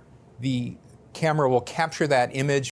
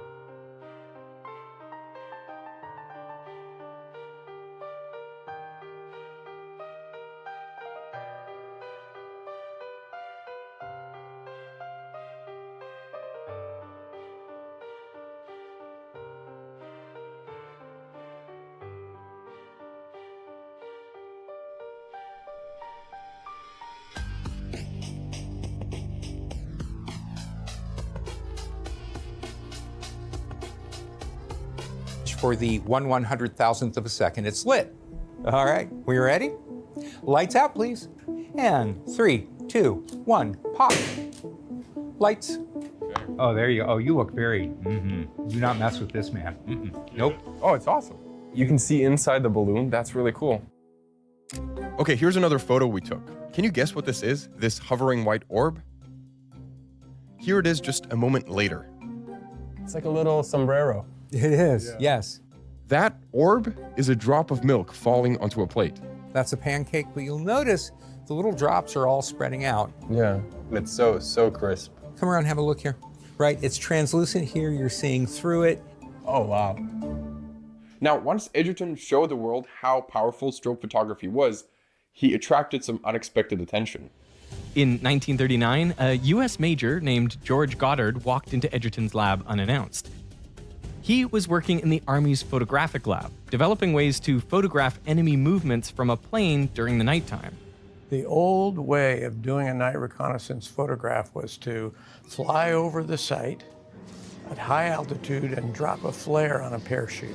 And then the reconnaissance plane had to fly in under the flare where it would be silhouetted, where you could shoot at it. Big problem.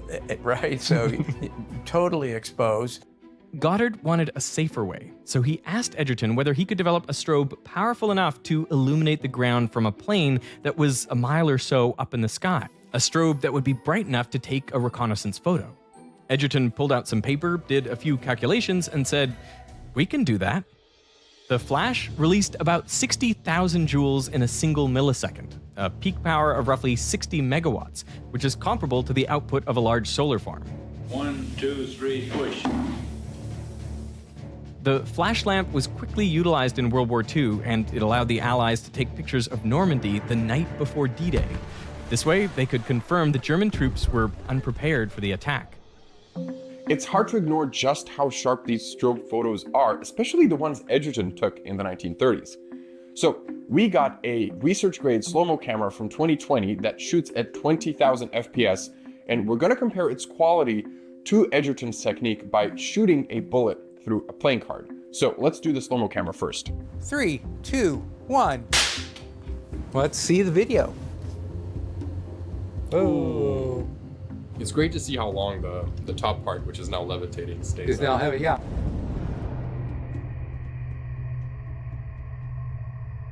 Okay, and now let's do the same with Edgerton's method. Lights going out. Shutter. Shutter open. 3, 2, 1. Okay, I think I saw it. That's cool. The focus is amazing.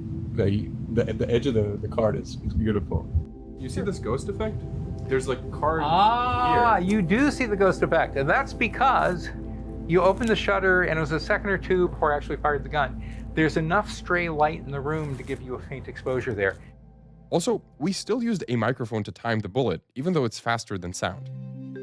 So here's the gun, it fires, the sound of the gun, bang, comes out, but the bullet is coming out ahead of the sound. But the bullet is supersonic, and a supersonic object moving through the air creates a sound, a sonic boom. Now, you can pick up that sonic boom with a microphone, and by moving the microphone physically along the trajectory, you get the time where the bullet is going to be when the strobe goes off.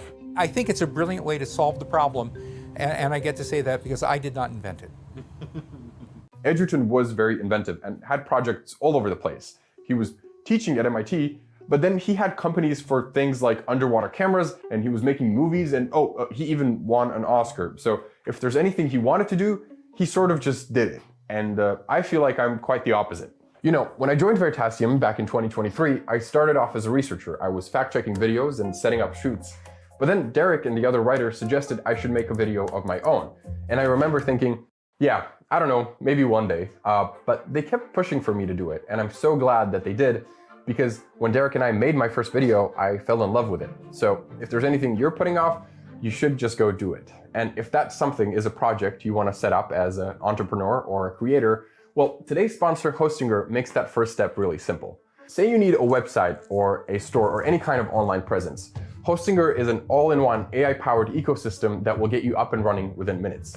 With Hostinger, You don't need any kind of crazy tech skills. It's all frictionless and affordable, so you can go from an idea to execution without needing 10 apps on your computer.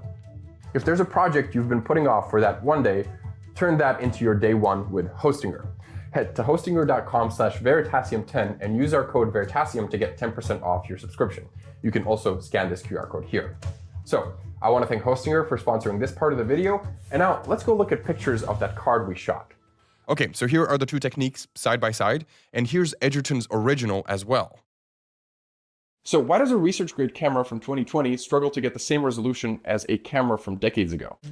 Well, that's because there are really two resolutions we're working with here. A spatial resolution, or how many pixels your image has, and a temporal resolution, which dictates whether you capture only one frame, like a strobe photo, or a progression of frames, like our high-speed video. The problem is that, more often than not, the hardware is limited so that you have to trade one resolution for the other, high pixel count or high frame rate. The fundamental limit you hit is how fast you can get pixels off the sensor, and that's why there's a maximum speed to read every pixel. And then to go any faster, you have to not read out all the pixels. So this camera will give you 1,000,000 frames a second, but you're like 16 by 128 pixels, and that's not much of an image. Okay, so there's always this trade-off. Either you go for very high pixel counts and bring the frame rate down. At the Edgerton Center, we push this as far as it goes with one frame and that's it. But you can also push it the other way. 1 pixel and very high FPS. 1 trillion FPS, in fact. But wait, it's just 1 pixel? What can you do with 1 pixel? Great question. The cameras that I can show you today are cameras that, you're right, they can really only see 1 pixel at a time, but they can see close to 1 trillion frames per second. And what that lets you do is ultra slow motion videos showing light actually traveling. Here's that video of light traveling through a soda bottle. You can see the actual wavefronts propagating underneath the bottle and even how the light bounces off the cap. And even though this looks like a normal video, you can take it with a camera that only sees 1 pixel. Here's how you do it. A single pixel camera is one that captures just one thing: how many photons land on the sensor. And the sensor here is typically sensitive enough to register when even a single photon hits it. And it can count those incoming photons around 1 trillion times a second. So each bin, and technically each frame, is roughly 1 picosecond long. In that time, even light itself only travels around 0.3 millimeters. Sounds impressive, but we've actually had this tech in many phones for years now. It's just LiDAR. You shoot out a pulse of light, it bounces off, and you time how long it takes for that pulse to come back, and from that you get the distance to the object that it bounced off of. But this is all you need to take a speed of light video. We have a setup here that is basically a scaled down room, and we just have some different shapes in it. We have a cone, a sphere, we have a mirror in the back, and finally we have the Veritasium and the Camera Culture logos. We want to see light propagating through a scene. Yep. So the way we do that is we shoot out a really short laser pulse that hits just 1 point in the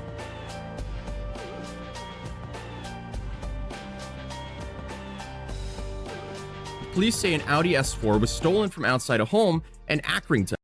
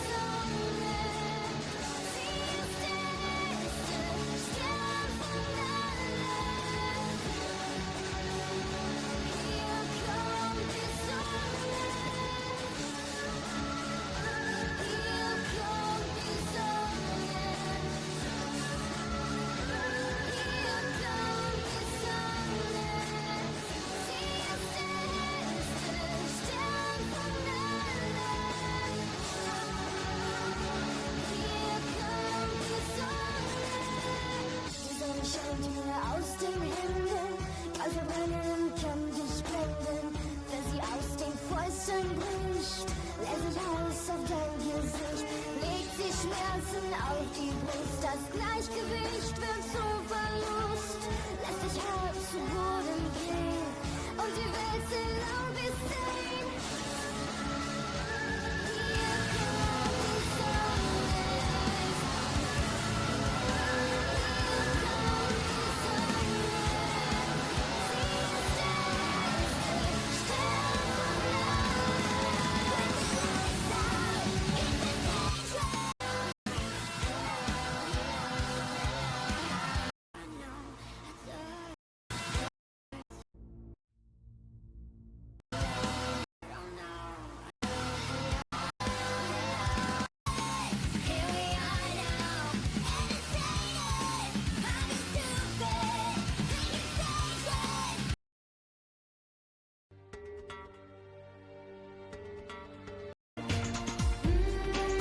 Should know I suffer the same if I lose your heart.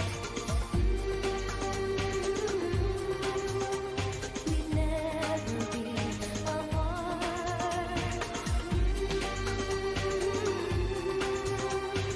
Innocent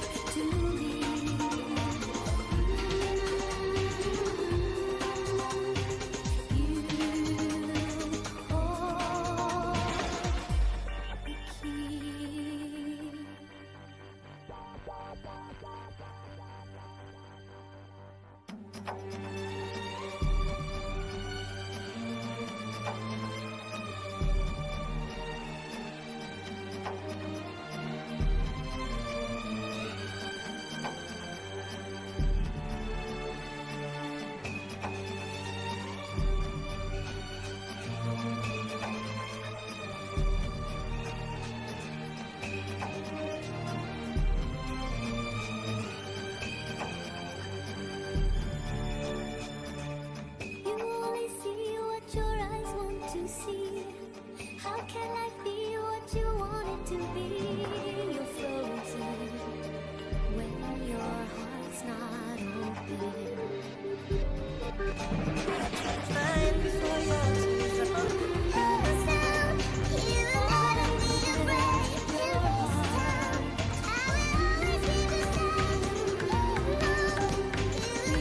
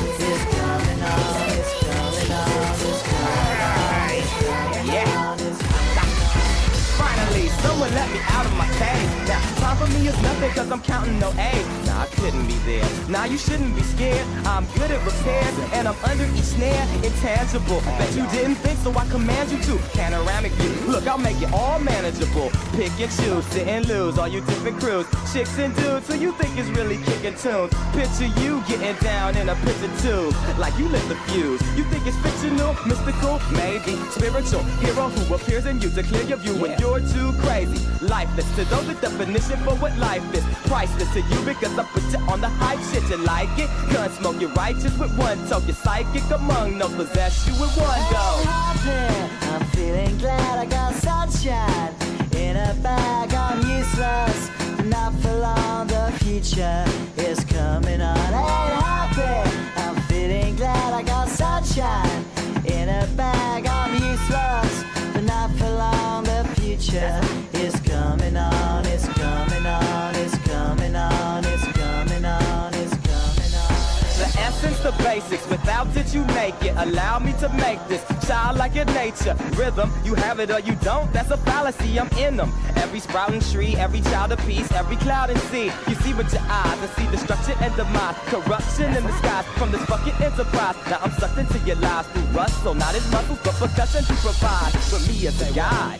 Y'all can see me now cause you don't see with your eye. You perceive with your mind, that's the inner. So I'ma stick around with Russ and be a mentor. Bust a few rhymes so motherfuckers remember what the thought is. I brought all this so you can survive when law is lawless. Feeling sensations that you thought was dead. No squealing, remember that it's all in your head. Ain't happy. I'm feeling glad I got sunshine in a bag. I'm useless, not for long. The future is coming on. Ain't happy. I'm feeling glad I got sunshine in a bag. I'm useless, not for long. My future is coming on. It's coming on. It's coming on. It's coming on. It's coming on. My future is coming on. It's coming on. It's coming on. It's coming on. It's coming on. My future is coming on. It's coming on. It's coming on. It's coming on. It's coming on. My future is coming on. It's coming on. It's coming on. My future is coming on. It's coming on. It's coming on. My future is coming on. It's coming on. It's coming on. My future is coming on. It's coming on. It's coming on. It's coming on. It's coming on. Finally, someone let me out of my cage. Now, time for me is nothing cause I'm counting no A's. Nah, I couldn't be there. Nah, you shouldn't be scared. I'm good at repairs and I'm under each snare. Intangible. Bet you didn't think, so I command you to. Panoramic view. Look, I'll make it all manageable. Pick and choose, sit and lose. All you different crews, chicks and dudes who you think is really kicking tunes. Picture you getting down in a picture tube. Like you lit the fuse. You think it's fictional, mystical, maybe spiritual. Hero who appears in you to clear your view when you're too crazy. Lifeless to those, the definition for what life is. Priceless to you because I put you on the hype shit. You like it? Gun smoke, you're righteous with one toe. You're psychic among no possess you with one go. I'm feeling glad I got sunshine in a bag. I'm useless, not for long. The future is coming on. Ain't happy. I'm feeling glad I got sunshine in a bag. I'm useless, but not for long. The future is coming on. It's coming on. It's coming on. It's coming on. It's coming on. The essence, the basics, without it you make it. Allow me to make this childlike in nature. Rhythm, you have it or you don't, that's a fallacy, I'm in them. Every sprouting tree, every child of peace, every cloud and sea. You see with your eyes and see destruction and demise. Corruption in the skies from this fucking enterprise. Now I'm sucked into your lives through rust, so not as muscles but percussion to provide for me as a guide. Y'all can see me now cause you don't see with your eye. You perceive with your mind, that's the inner. So I'ma stick around with Russ and be a mentor. Bust a few rhymes so motherfuckers remember what the thought is. I brought all this so you can survive when law is lawless. Feeling sensations that you thought was dead. No squealing, remember that it's all in your head. Ain't happy. I'm feeling glad I got sunshine in a bag. I'm useless, not for long. The future is coming on. Ain't happy. I'm feeling glad I got sunshine in a bag. I'm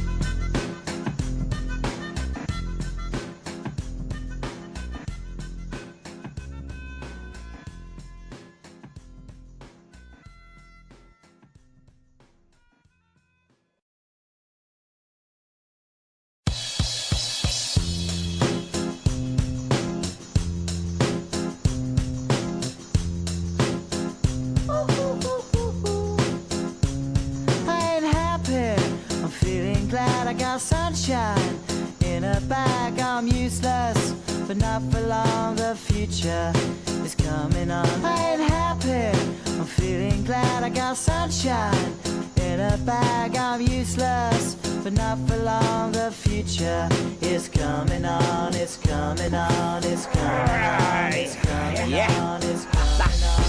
Finally, someone let me out of my cage. Now, time for me is nothing cause I'm counting no A's. Nah, I couldn't be there. Nah, you shouldn't be scared. I'm good at repairs and I'm under each snare. Intangible. Bet you didn't think, so I command you to. Panoramic view. Look, I'll make it all manageable. Pick and choose, sit and lose. All you different crews, chicks and dudes who you think is really kicking tunes. Picture you getting down in a picture tube. Like you lit the fuse. You think it's fictional, mystical, maybe spiritual. Hero who appears in you to clear your view when you're too crazy. Lifeless to those, the definition for what life is. Priceless to you because I put you on the hype shit. You like it? Gun smoke, you're righteous with one token. Psychic among no possess you with one go. I'm feeling glad. I got sunshine in a bag. I'm useless, not for long. The future is coming on. Ain't happy, I'm feeling glad. I got sunshine in a bag. I'm useless, but not for long. The future is coming on. It's coming on. It's coming on. It's coming on. It's coming on. The essence, the basics, without it you make it. Allow me to make this childlike in nature. Rhythm, you have it or you don't, that's a fallacy, I'm in them. Every sprouting tree, every child of peace, every cloud and sea. You see with your eyes and see destruction and demise. Corruption in the skies from this fucking enterprise. Now I'm sucked into your lives through rust, so not as muscles but percussion to provide for me as a guide. Y'all can see me now cause you don't see with your eye. You perceive with your mind, that's the inner. So I'ma stick around with Russ and be a mentor. Bust a few rhymes so motherfuckers remember what the thought is. I brought all this so you can survive when law is lawless. Feeling sensations that you thought was dead. No squealing, remember that it's all in your head. I ain't happy, I'm feeling glad. I got sunshine in a bag. I'm useless, not for long. The future is coming on. Ain't happy, I'm feeling glad. I got sunshine in a bag. I'm useless, not for long. My future is coming on. It's coming on. It's coming on. It's coming on. It's coming on. My future is coming on. It's coming on. It's coming on. It's coming on. It's coming on. My future is coming on. It's coming on. It's coming on. It's coming on. It's coming on. My future is coming on. It's coming on. It's coming on. My future is coming on. It's coming on. It's coming on. My future is coming on. It's coming on. It's coming on. My future.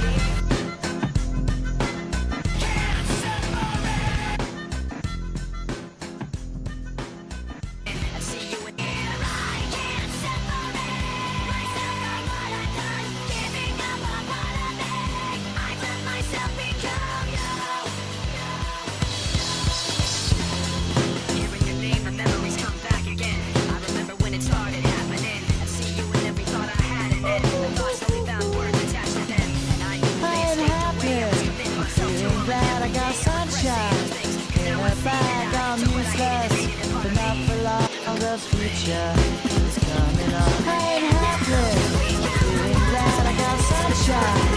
In a bag I'm useless, and not for long the future is coming on. It's coming on, it's coming on, it's coming on, it's coming on.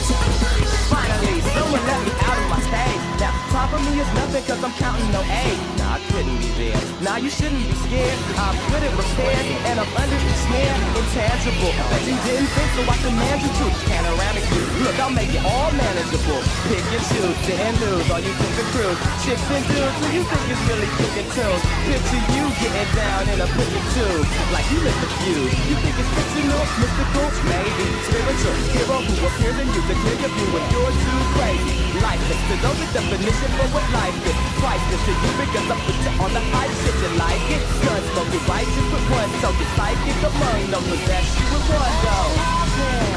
Feeling glad I got sunshine. In a bag I'm useless, not for long the future is coming on. All out there, I'm feeling glad I got sunshine. In a bag I'm useless, not for long the future is coming on. It's coming on, it's coming on, it's coming on, it's coming on. The essence, the basics, without it you make it. Allow me to make this shine like a nature.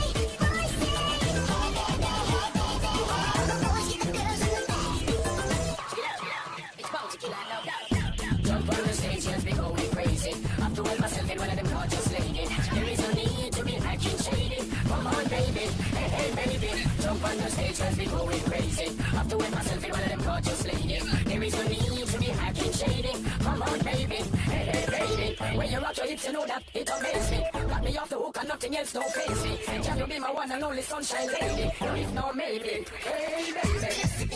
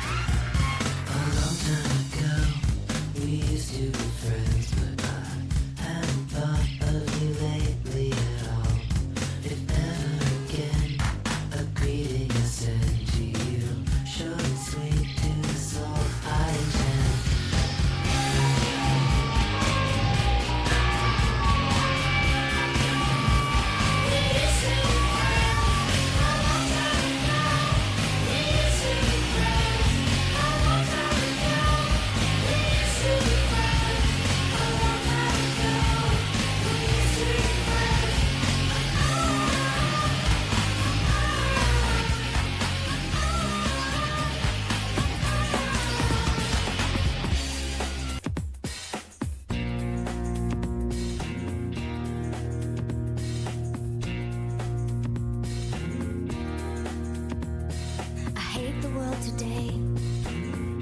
You're so good to me, I know, but I can't change. Tried to tell you, but you look at me like maybe I'm an angel underneath, innocent and sweet. Yesterday I cried. You must have been relieved to see the softer side. I can understand how you'd be so confused. I don't envy you. I'm a little bit of everything, all rolled into one. I'm a bitch, I'm a lover, I'm a child, I'm a mother, I'm a sinner, I'm a saint. I do not feel ashamed. I'm your help, I'm your dream. I'm nothing in between. You know you wouldn't want it any other way. So take me as I am. This may mean you'll have to be a stronger man. Rest assured that when I start to make you nervous and I'm going to extremes, tomorrow I will change and today won't mean a thing. I'm a bitch, I'm a lover, I'm a child, I'm a mother, I'm a sinner, I'm a saint. I do not feel ashamed. I'm your help, I'm your dream. I'm nothing in between. You know you wouldn't want it any other way.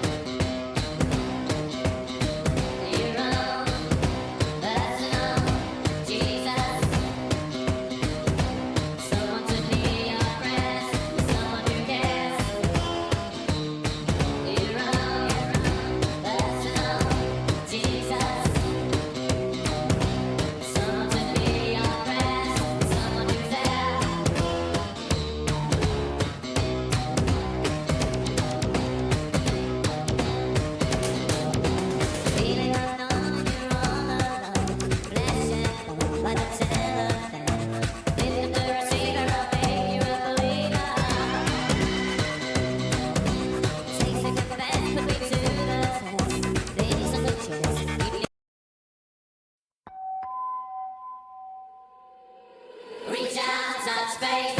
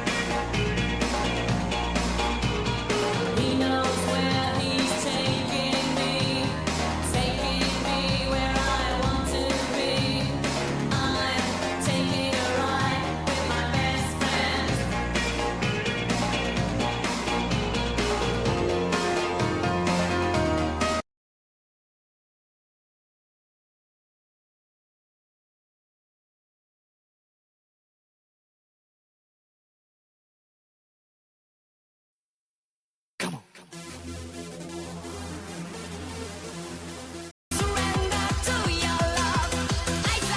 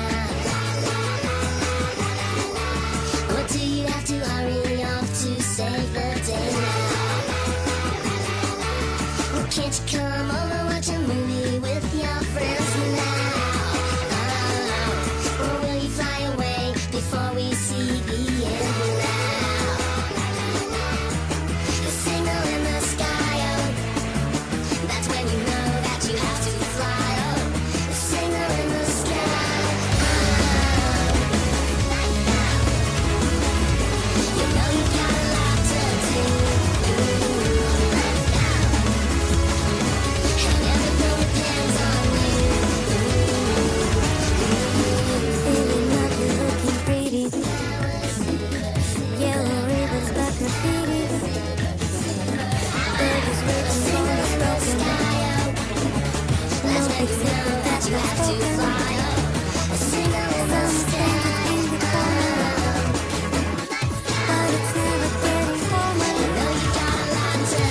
the right